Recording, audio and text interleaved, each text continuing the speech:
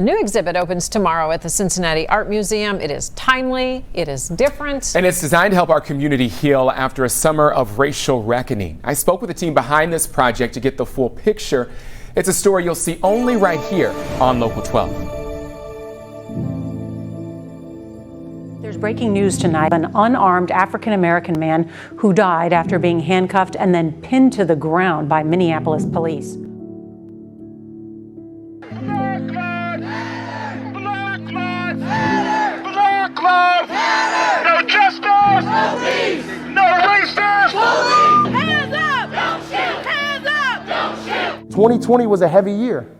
We have to have a heavy response. A summer of racial unrest still looms over many in the black community. Being black and being white is just a very interesting position to be in because, in a sense, it's the oppressed and the oppressor, and your worlds just aren't getting along right now. Check All That Apply is the latest painting from Cincinnati artist Hannah Jones. It's a personal piece about our biracial identity. When I was younger in junior high, I got called down to the office because the counselor lady was like, well, your mom didn't fill out which one you were. She checked black and white. You have to choose one. Hannah's painting hangs alongside the commissioned works of 9 other local black artists at the Cincinnati Art Museum. The exhibition is called Black and Brown Faces. Curator Rico Grant challenged the artists to focus on the facial expressions of people of color during the extremes of 2020. Look where we're at, man. I mean, it's, we've got all kind of social injustice issues more than ever. The way COVID-19 has affected black and brown people is through the roof, completely unequal.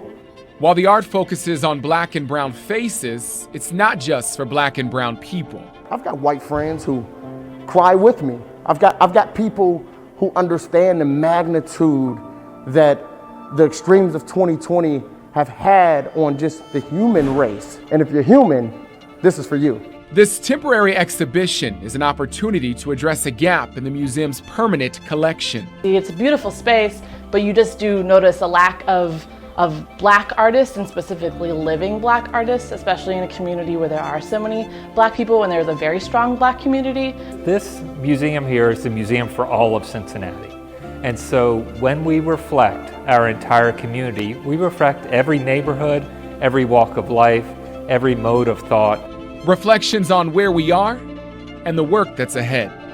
I think we're gonna have a lot of people walk in this building who are really hurt, okay? And black and brown faces will help them initiate the process to healing that pain. That's why we're doing this.